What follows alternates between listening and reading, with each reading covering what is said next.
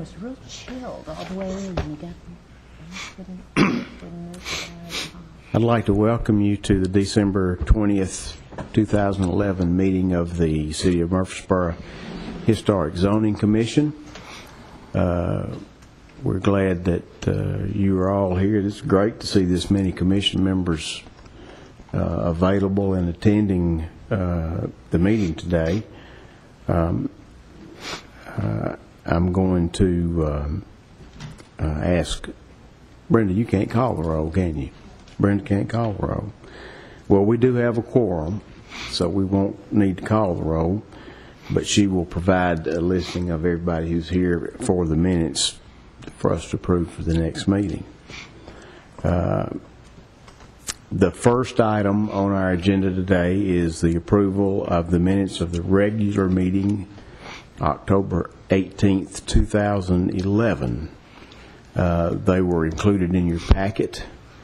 I have read them. All of my babblings made sense.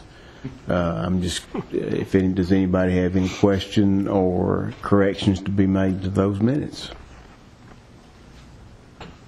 Make a motion we approve them as submitted. I have a motion by Mr. Becker that the minutes be approved. Do we have a second? Second. All right, we have a second. All in favor say aye. Aye. Aye. All right, passed.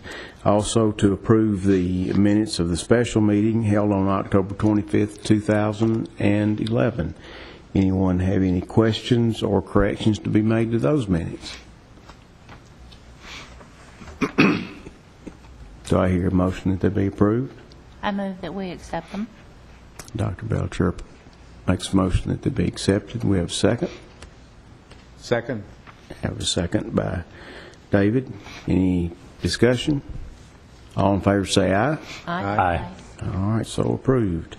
Under items of new business, we have a responsibility to, as the Historic Zoning Commission, to review a report and conduct a public hearing on a National Register nomination for the Old First Presbyterian Church and Old Cemetery located on East Vine Street.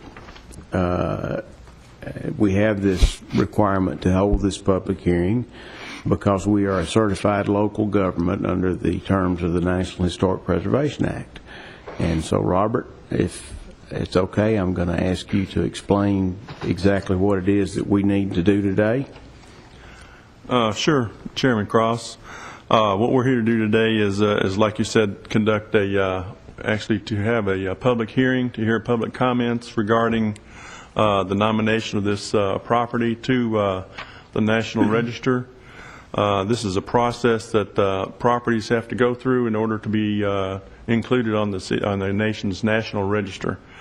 And this property is located downtown in the center of Murfreesboro. It's the old First Presbyterian Church property and the old city cemetery. And you were all sent quite a lengthy report of the property and its history, and it is quite an interesting report to read as far as I was concerned. Dr. Smith at MTSU, I think he's a professor in anthropology, prepared the report and did an excellent job.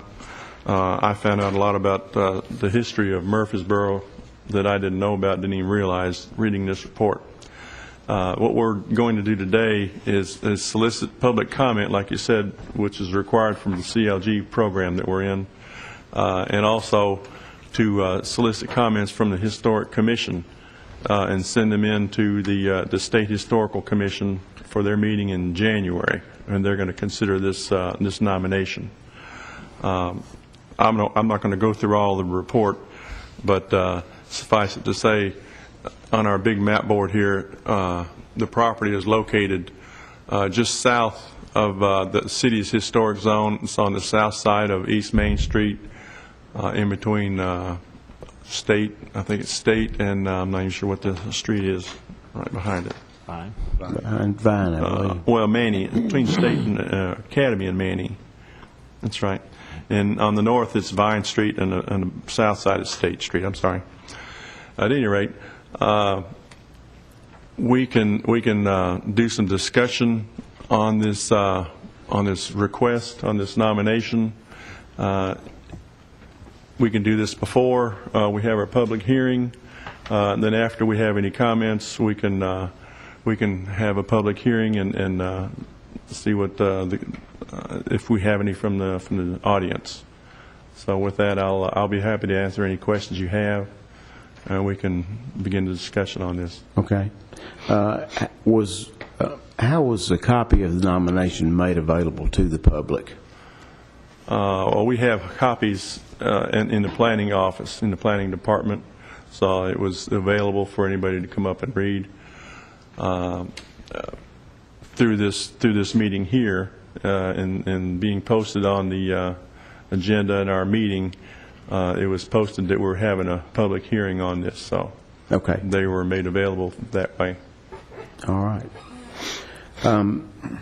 I have read this nomination, and from one end to the other, and I hope that the other members of the commission have had an opportunity to do that. And I'd like to open the discussion up to the members of the commission to comment on the nomination, any questions they have about the nomination, any concerns they have about the nomination, or reactions they have to it, so that can go become part of the record when it goes to the State Review Board in January of next year. So with that, I'll open the floor up to the members of the commission for their comments.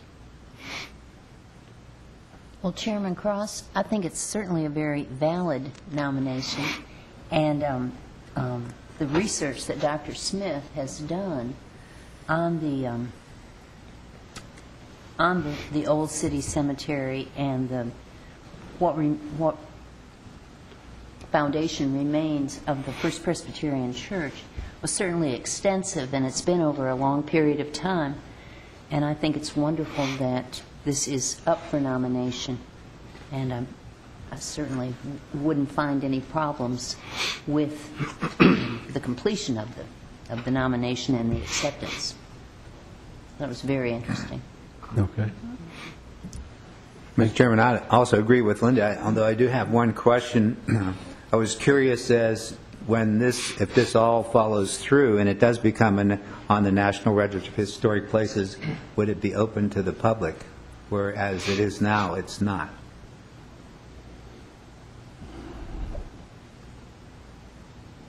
Well, I can say that the fact that if it's listed, if it's accepted and placed on the National Register of Historic Places, that doesn't automatically mean that it would be open to the public.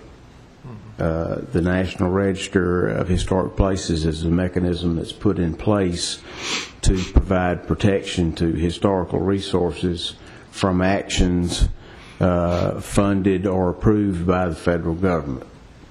Doesn't protect it from the city government, doesn't protect it from if it were owned by a private individual, which it is not, but because it's owned by the city government, it wouldn't prohibit the city from doing anything they wanted to do there, either in a positive or a negative manner, unless they were using federal funds or had to require some sort of federal approval as a result of that.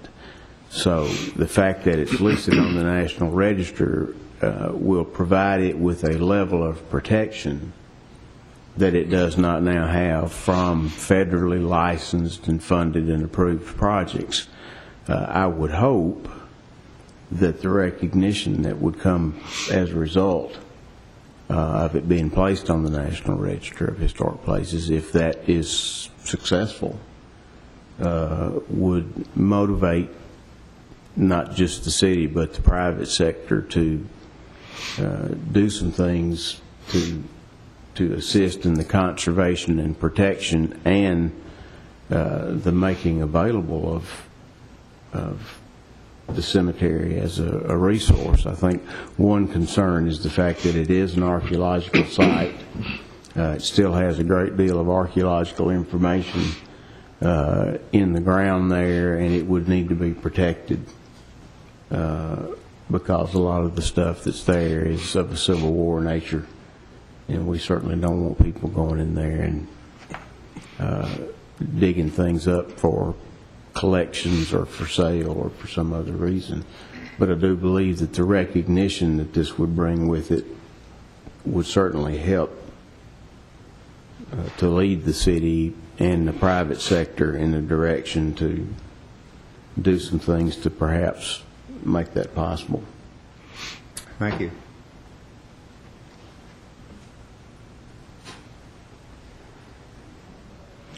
I might add that I got this package from Mr. Dan Brown, and I invited him to the meeting today.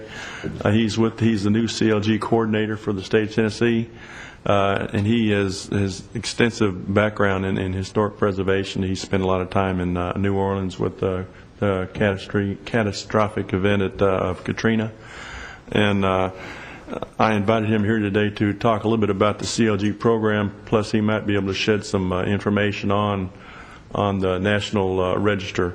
If he would like to, he might come to the podium and explain a little bit about the process and what might it involve. Mr. Brown? Good evening. Thank you very much for inviting me here this evening and allowing me to speak. I'm the new CLG coordinator for the state of Tennessee. I just came on the last couple of months, and I wanted to have the opportunity to come and introduce myself to you and also hopefully explain a little bit how the CLG program works. I'll be happy to entertain any questions about the National Register nomination. I'm not the National Register coordinator for the agency, for the Tennessee Historical Commission, but it's my responsibility to pass that information on to our CLGs and to help in any way to help you understand it that I can. So I'll do my best to help answer any questions. One thing I might help clarify with you is that protection, of course, recognition is a very big part of being in the National Register, and the protection also comes from being eligible for the national, so that if there were a federal action, that the property could also be protected. It may not necessarily be in the National Register, but by the fact that it's eligible for the register, could also receive protection too. So that protection extends. But you're very accurate in noting that the protection does not extend to state or local actions. And I guess the important thing that I always try to communicate to people about that is that the real protection for historic sites and historic places is local and state, and particularly your local historic commissions are the most powerful laws that any community can enact to protect historic properties. They're much more powerful than the National Register. So what you've done here is a certified local government. There are only 32 communities in the state that have become certified local governments and have set up commissions, which you have done, and spend your valuable time in the evenings, personal time, coming here and fulfilling this legal process is what really provides protection for historic properties. So this is the real strength in historic properties is our local governments, and particularly our certified local governments. There's a number of things that I want to offer to you as a service, and we're here to be a resource for you. I'm here as an individual to be a resource, and our agency is here to help you in a variety of ways. We do have grant opportunities. Our new grant cycle will start next year. At the same time, I think I sent out a message to the to the CLG coordinator here, and Mr. Lewis, in notifying him that we do have some potential travel grants to the National Association of Preservation Commission forum meeting, which is the national conference meeting in Norfolk. It only occurs every 2 years. It will be in Norfolk in July 18th to 22nd of next year, and we are offering grants. We would need to hear from the CLG communities in the next couple of weeks. It's a 60-40 match, and it's a reimbursement grant, but we would love to have, it's one of the great training opportunities for commissions and for commissioners and for CLG coordinators. So if your CLG would be interested in participating in that, we'd love to hear from you in the next couple of weeks and include you in a potential grant for that. Okay, we're going to we do training. One of our main functions is training for CLGs. We have what's called commission-assisted mentoring programs, which are overseen and conducted by the National Association of Preservation Commissions. They're called camps. It's a euphemism that's meant to be fun, and they're meant to be a fun event. We're going to have a camp in Nashville on May 31st in conjunction with the Tennessee Preservation Trust statewide conference. Some of you may know me from a previous role as the executive director of the Tennessee Preservation Trust. which is the statewide partner for the National Trust. I did that for 3 years here. From 2007 to 2010. So I have interfaced, I know, with a number of you in the past in that capacity. So that conference will be in Nashville, and we will be conducting a camp. As a CLG member, your CLG gets to a free attendance for at least one person and possibly even more. So I'm going to encourage everyone to consider coming to that. It's close, right down the road, so there's no excuses for the camp in Nashville in May. But we'd love to have you there, and we'll be communicating with you more about that. I'm also available to give technical advice on any level. I have about 20 years' experience in general contracting and working on historic properties. I was the deputy director of the Vieux-Carré Commission, the agency that ran the French Quarter for the city of New Orleans. I've been an architectural historian with a cultural resource management firm and overseen a group of architectural historians. I've taught here at MTSU as an adjunct professor of history, and I'm now working at the Tennessee Historical Commission. So any way that I may be a resource for you, a source of help or information, that's my job. Happy to do it, and I would love to be able to help you any way and any time that I can. So again, I'll be communicating with you on a regular basis, particularly with the CLG coordinator, and I'm available to you at any time by phone and by email. I'll be happy. I've got some cards with me. Any way that I may help you to accomplish the hard work that you're doing here to preserve historic sites. But again, I just want to reiterate that it's the efforts and the work of local governments that are the true protection of historic sites, and exactly what you're doing through a CLG function is probably the most important function in the United States that takes place. And again, I congratulate you and applaud you for your hard work. May I answer any questions for you about the nomination? Is there anything there? I think it's obviously a very interesting site. It's a very well-written application, a very well-written nomination, and I think it very accurately delineates why it's important to the community.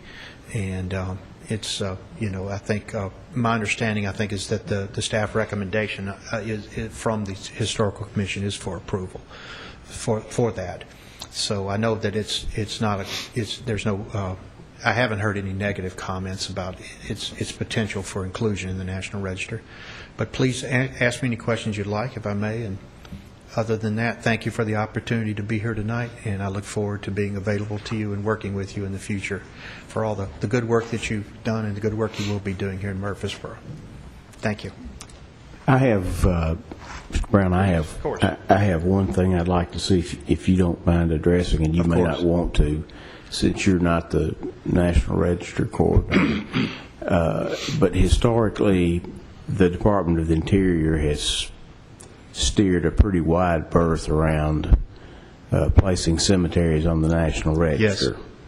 And I wondered if you might, I'm fully aware of that, and I wondered if you might be able to address the reasons why that is a concern for them and why cemeteries get placed on the National Register with some difficulty. Well, as I understand it, cemeteries have to have an extraordinary level of historical significance to be eligible for inclusion in the National Register. And that obviously cemeteries are very sensitive, I think, subject with any community, and every community feels like, and rightly so in many ways, that the people that are interred there are important members of their community, and for that reason would like to see them in the National Register.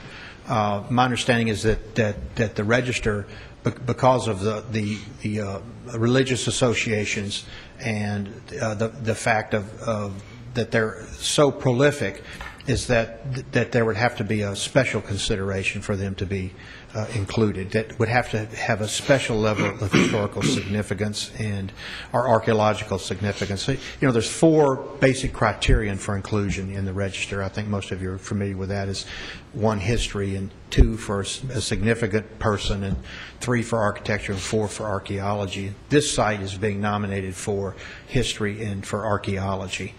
And at this site, besides having a cemetery on it, was also the church and, for a brief period of time, the state capitol, and a number of activities associated with the Civil War, and, as I understand, a hospital function there and other functions with the Civil War. So there's a broad, this is not being nominated, the site for a cemetery, but that the architecture there, the tombs represent a very high level of architectural integrity and importance, and also the fact that it's associated with a very early development of the community, and et cetera. So that's my understanding of it. I'm sure the National Register Coordinator could give you a much better explanation, but hopefully that helps. Mr. Chair, I'm on the State Review Board for nominations, Right. and I would acknowledge that we are lately seeing quite a few more cemeteries being brought before the review board, and we are sending them on for approval.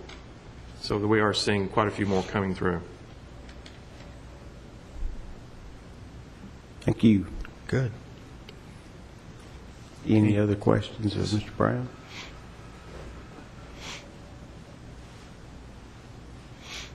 Any other comments on the, or questions about the nomination? I'd just like to say that I've read the nomination.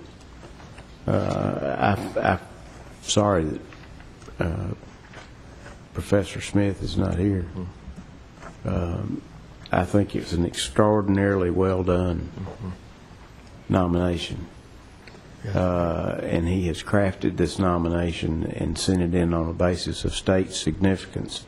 There are 3 levels of significance that a property can be considered under the National Register, and that's local, national, and state. By marrying the cemetery to the undisturbed archaeological remains. He's done, I think, an extraordinary job of putting together a nomination that I think has a good opportunity to be well received. I have no question but the State Review Board will pass it. A review by the National Register staff at the Department of the Interior, where they're a little less passionate than we tend to be about these things.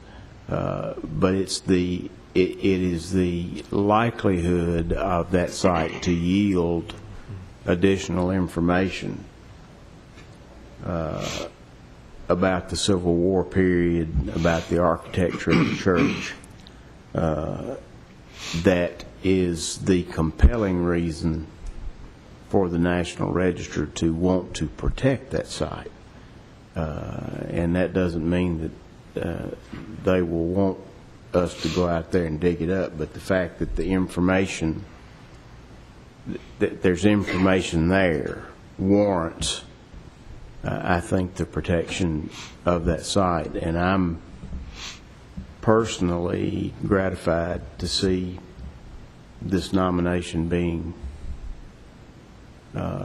put forward, and I think we owe a certain amount of appreciation to Professor Smith for the I think incredible job that he did with the archaeology, wherein he went and extracted enough information to warrant National Register nomination without extracting so much in the way of artifacts that damage was done to the site. It's a really incredible, from my perspective, I think they've done an outstanding job, and I'm grateful for what they've done, and that this nomination, and I know from my own past experience that this was a very difficult nomination to write. It took a whole lot more time to write it than one would think as you read it. And I hope that it is well received at the national level, and that that people in the city of Murfreesboro will be pleased and react in a positive manner, so that that site can become an area that can be appreciated. Now we just kind of drive by it and say, well, that's fenced off, what's in there? And I look forward to a positive response from the Department of the Interior on this. I don't know, reading that nomination, I don't know how it could be improved. No, it's an excellent, outstanding piece of academic work and an outstanding, application. Yeah, it's first class. I don't think you see them any better than that. No. Not in my experience. No, I'd have to agree. It's extremely well done. One of the other things I heard I heard comments on earlier about the site being open to the public. It's not unusual for sites of archaeological importance not to have limited or to not to have full access by the public. And an excellent example of that would be Native American sites and Native American mounds, and for some of the very reasons that you mentioned that particularly could endanger them. So, but the important part, I think, is to give it recognition, to bring it to the public's awareness, and that's the beginning of the process, to figure out ultimately how to interpret the site and how best to preserve it as a public resource and bring it to the public's access. But that's not unusual, and it can be very important not to have public access at certain points in its existence, and to protect it and to develop it and allow it to be properly interpreted. Okay, thank you very much. Sure. Any questions, comments, anything from the commission before we open the public hearing? Well, I don't see many folks in the audience, but we will open the public hearing. We'll ask you to come to the podium, state your name and address, and share your thoughts about the nomination, about the significance of the property, and any comments you want shared with the Tennessee State Review Board as they consider this nomination. So if anyone wants to speak, please come forward at this time.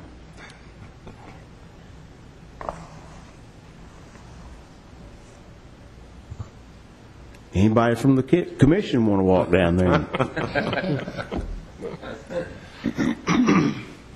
Well, if there's no one who needs to speak, then I'll declare the public hearing closed at this time, and we will have satisfied that requirement.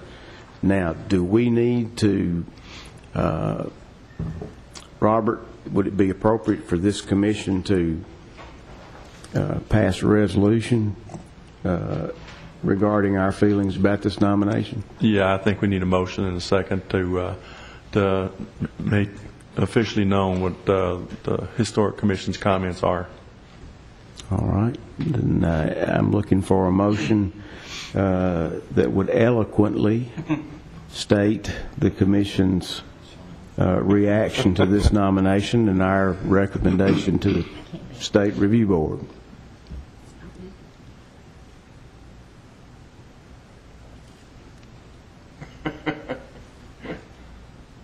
Well, you put the word eloquent in there. Everybody's terrified to say anything. But I make a motion that the Murfreesboro Historic Commission approve and totally support the request for this property to go on the National Historic Site. That would be National Register of Historic Places. Correct. That's okay. Do I hear a second to that motion? Have a second? Okay. All in favor say aye. Aye. And all opposed? Hearing no opposition, that motion and that resolution passes. And Robert, we ask that you send that to the Tennessee Historical Commission with our hearty thanks for their involvement, review, and positive response to the nomination. I would also like for this commission to be able to express to Professor Smith our great appreciation for the job that that he has done in preparing this nomination. I do believe it's one of the best that I've read, and I would like for the city to acknowledge his efforts in our behalf. Okay. All right. The next item on our agenda is staff reports and other business. Robert? I don't have anything under staff reports and other business. Not even a Happy New Year? Well, you have Merry Christmas and a Happy New Year. Well, this would be the last, obviously the last meeting of the year, and I think we've had a good year. I'm pleased to see so many members available today, and I'm sorry that I had to sit in for Rick, that he couldn't be here. I feel like that getting this nomination for this and recognizing this site is a very important matter for the city of Murfreesboro. And I hope that it goes forward smoothly and that the National Register staff accepts it, and that when they do, we're able to bring that recognition back to the city and raise some public interest and do some things that would help to enhance the accessibility of the property as well as the conservation of the property for the benefit of the people. It really is an exciting historical site. Even though we can't see what's there, in some respects that makes it all the more exciting to me. So I'm thankful. Anybody else on the commission have any parting comments on the end of the year?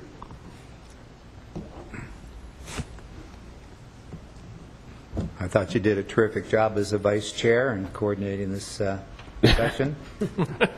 Looking forward to more in 2012. Okay. Well, thank you very much. Do I hear there being no other business, is there a motion to adjourn? So moved. A second that motion?